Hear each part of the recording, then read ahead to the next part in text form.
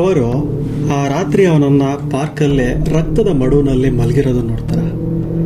ಆಕಾಶದಲ್ಲಿ ಚಂದ್ರನು ಶವದ ಕಣ್ಣಿನಂತೆ ಹೊಳಿತಿತ್ತು. 28 ವರ್ಷದ ಕಾರ್ಪೆಂಟರ್ ರಾಬರ್ಟ್ ವಿಲಿಯಮ್ಸ್ ಕೆಲಸದಿಂದ ಕಡಿದ ಕೈಗಳು, ಕಣ್ಣಿನಲ್ಲಿ ಗಾಳಿ ಮುಗಿಯದ ಚಿಂತೆ, ತನ್ನ ಗಂಟಲನ್ನ ಬಿಗಿಯಾಗಿ ಹಿಡಿದಿದ್ದ.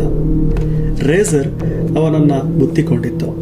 ಅವನು ತನ್ನ ಜೀವನವನ್ನೇ ಕೊನೆಗಾಣಿಸಲು ಪ್ರಯತ್ನಿಸಿದ್ದ. ಆದರೆ ಗಾಯ ಆಳವಾಗಿರಲಿಲ್ಲ. ಅವಳದು ಹಾಗಿರಲಿಲ್ಲ. ಹತ್ತಿರವೇ ಜೂಲಿಯಾ ಮ್ಯಾಂಗರ್ ಶವವಾಗಿ ಬಿದ್ದಿದ್ಲು. ಅವಳ ಗಂಟಲು ರಕ್ತವಡಿದ ನಗುವಿನಂತೆ ಹಗಲ ಮತ್ತು ಭಯಾನಕವಾಗಿತ್ತು. ಪೆಟ್ರೋಲ್ ಮ್ಯಾನ್ ವಿಲಿಯಮ್ಸ್ ಪಕ್ಕದಲ್ಲಿ ಮೊಣಕಾಲಿಗೆ ಬಿದ್ದ. ರಕ್ತದ ಗಂಧ ಗಟ್ಟಿಯಾಗಿ ಮೂಗಿನೊಳಗೆ ಹೊಕ್ಕಿತು. ಆದರೆ ಅವನು ಕೇಳಿದ ಪ್ರಶ್ನೆಗೆ ಉತ್ತರ ಅವನಿಗೆ ಈಗಾಗಲೇ ಗೊತ್ತಿತ್ತು. ವಿಲಿಯಮ್ಸ್ ತಳವಳಿಸಿ ಕೈಯಿಂದ ಮುನ್ನುಗ್ಗಿದ. ನಾನು ಮಾಡಿದೆ ಎಂದು ಅವನು ಕೊಂದಿದ, ಶುದ್ಧಿಸಿ ಹೋಗಿದ ಶಬ್ದದಲ್ಲಿ ಹೇಳ್ತಾನೆ. ಅವನಿಗೆ ನಾನು ಬೇಕಾದಂತಾಗಿತ್ತು.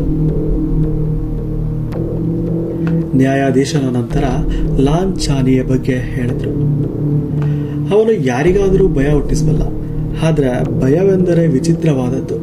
ಅದು ಮನಸ್ಸಿನ ಪುಟಗಳ ಮಧ್ಯೆ ಒಬ್ಬ ಬಳ್ಳಿನಂತೆ ಕುಳಿತಿರುತ್ತ, ಶೂನ್ಯವನ್ನು ಭರಿಸುತ್ತ, ಆ ಶೂನ್ಯದಲ್ಲಿ ಅದು ಹಚ್ಚಿ ಉರಿಯುತ್ತ.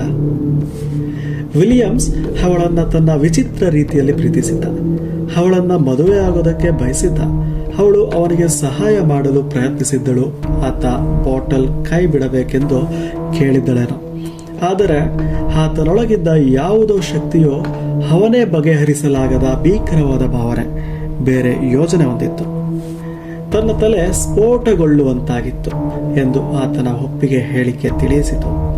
ಎರಡೂ ಬದಿಯಿಂದ ಹಾವಿಯು ಹೊರಬರುತ್ತಿದೆ ಎಂದು ಅನಿಸುತ್ತಿತ್ತು. ಆತನಿಗೆ ಆ ಕ್ಷಣದಲ್ಲಿ ಎದುರಾಗಿದ್ದ ವ್ಯಕ್ತಿಯನ್ನು ಅವನು ವಿವರಿಸಿದ. ಅವನು ನನಗೆ ಬೆದರಿಕೆ ಹಾಕಿದ್ದ, ವಿಲಿಯಮ್ಸ್ ಹೇಳಿದರು. ಅವನು ಕತ್ತಲೆಯಲ್ಲಿ ನಗುತ್ತಾ ವಿಚಿತ್ರ ಮುಖ ತೋರಿಸುತ್ತಾ ನನ್ನನ್ನು ಹೊತ್ತಿಕೊಂಡಿದ್ದ. ತಿಳಿಯಾದ ಆ ಪ್ರಶ್ನೆ ವಕೀಲನಿಂದ ಬಂತು. ನೀವು ಯಾರ ಮುಖವದು ಎಂದು ನೆನಪಿಸಿಕೊಳ್ಳಬಲ್ಲಿರಾ? ವಿಲಿಯಮ್ಸ್ ತೊಳಲುತ್ತಾ ನುಂಗಿದ. ಲಾಂಛಾನಿಯೇ ಎಂದು ಹೇಳಿದನು. ನ್ಯಾಯಾಲಯದ ಆವರಣ ಗದರಿತು. ಆ ಚಲನಚಿತ್ರವನ್ನು ನೋಡದವರಿಗೂ ಆ ಮುಖ ಗೊತ್ತಿತ್ತು. ಬೀವರ್ ಹ್ಯಾಟ್ಮ್ಯಾನ್ನ ಭಯಾನಕ ಮರೆಯಲಾಗದ ಮುಖ. 1928ರಲ್ಲಿ ಅದು ಜನರ ಮನಸ್ಸಿನಲ್ಲಿ ಹೊಸದಾಗಿತ್ತು ಮತ್ತು ಒಂದು ಕೊಲೆಯ ಆರೋಪಿ ಮನಸ್ಸಿನಲ್ಲೂ. ಒಂದು ಹಿಪ್ನಾಟಿಸಂ ಹಾಗೂ ಪಾತಕಗಳ ಪುನರಾವೃತ್ತಿಯ ಕತೆ. ಆದರೆ ವಿಲಿಯಮ್ಸ್ ಮಾಡಿದ ಕೃತ್ಯ ನಿಜವಾಗಿತ್ತು. ಜೂಲಿಯಾ ಮ್ಯಾಂಗರ್ ಜೀವಂತವಾಗಿದ್ಲು ಮತ್ತೆ ಅವಳ ರಕ್ತ ಭೂಮಿಯನ್ನ ಕೆಂಪಾಗಿಸಿತ್ತು. ಜೂರಿ ಆಲಿಸಿದ. ತಜ್ಞರು ಚರ್ಚಿಸಿದ್ರು. ಒಬ್ಬ ವೈದ್ಯ ವಿಲಿಯಮ್ಸ್ ಎಪಿಲೆಪ್ಟಿಕ್ ಆಟೋಮ್ಯಾಟಿಸಂ ನಿಂದ ಬಳಲುತ್ತಿದ್ದನು ಎಂದು ನಂಬಿದ್ರು. ಅದು ಎಚ್ಚರ ಮತ್ತು ಕನಸಿನ ನಡುವೆ ಇರುವ ಒಂದು ದುರಂತ ಸ್ಥಿತಿ. ಆದರೆ ಮತ್ತೊಬ್ಬ ವೈದ್ಯ ಅಪ್ಪಿತಪ್ಪಿದ. ಮೊದಲನೆಯ ನ್ಯಾಯ ಪ್ರಕ್ರಿಯೆ ಅನುಮಾನಗಳ ನಡುವೆ ಮುರಿದಿತು. ಆದರೆ 1929ರ ಪ್ರಾರಂಭದಲ್ಲಿ ನಡೆದ ಮರು ನ್ಯಾಯ ಪ್ರಕ್ರಿಯೆಯಲ್ಲಿ ತೀರ್ಪು ಬಹಳ ಸ್ಪಷ್ಟವಾಯಿತು. ಅಪರಾಧಿ. ನ್ಯಾಯಾಧೀಶನು ಲಾಲ್ಚಾನಿಯೇ ಯಾರಿಗಾದರೂ ಭಯ ಹುಟ್ಟಿಸಬಲ್ಲ ಎಂದು ಹೇಳಿದವರೇ ವಿಲಿಯಮ್ಸ್ಗೆ ನೇಸಣಿಗೆ ಶಿಕ್ಷೆ ವಿಧಿಸಿದರು. ಆದರೆ ಕತೆ ಅಲ್ಲಿಯೇ ಮುಗಿಲಿಲ್ಲ. ಆಂಗ್ಲಿಯ ಗೃಹ ಕಾರ್ಯದರ್ಶಿ ಸರ್ ವಿಲಿಯಮ್ಸ್ ಜಾನ್ ಹಿಕ್ಸ್ ಈ ಪ್ರಕರಣದಲ್ಲಿ ಏನೋ ಗೂಢಾರ್ಥ ಕಂಡರು.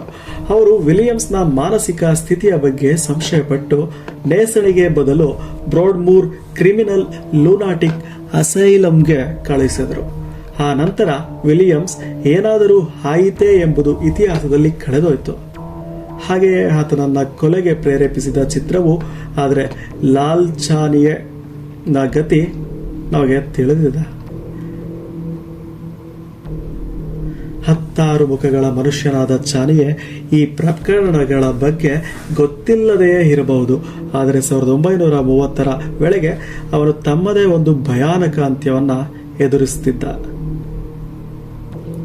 ಬ್ರಾಂಕಿಯಲ್ ಕ್ಯಾನ್ಸರ್ ಅವರ ಶ್ವಾಸವನ್ನು ಕಿತ್ತಿಕೊಂಡಿತು.